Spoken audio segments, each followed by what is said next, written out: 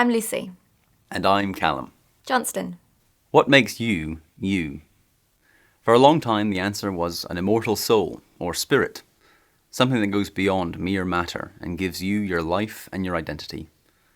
But the modern study of the brain tells a different story.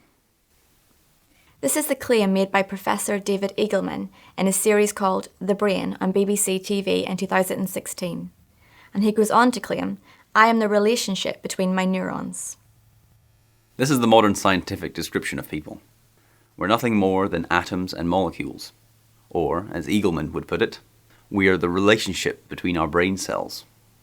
But there are some huge contradictions at the heart of this view. For example, Eagleman says, consciousness is a performance our brain puts on for us. But this deeply contradicts itself. Who is the us in this sentence? It has to mean a conscious observer. Otherwise, it doesn't make any sense. But if it's a conscious observer, then the claim is nonsense. Consciousness is a performance put on for consciousness?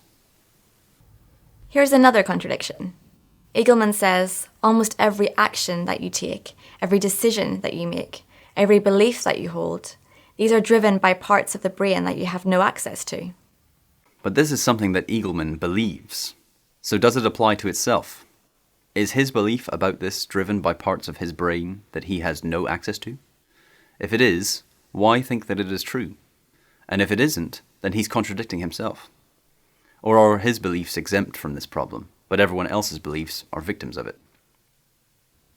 Eagleman can't live consistently on the basis of what he believes about our brains. None of us can.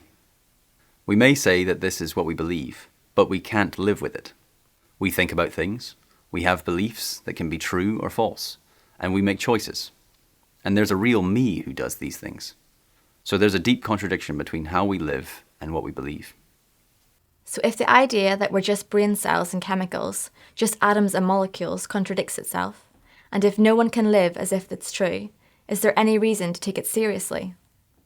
And if it isn't true, could our consciousness be pointing to a deeper story behind the atoms and molecules? Maybe there's more to me than the relationship between my brain cells after all.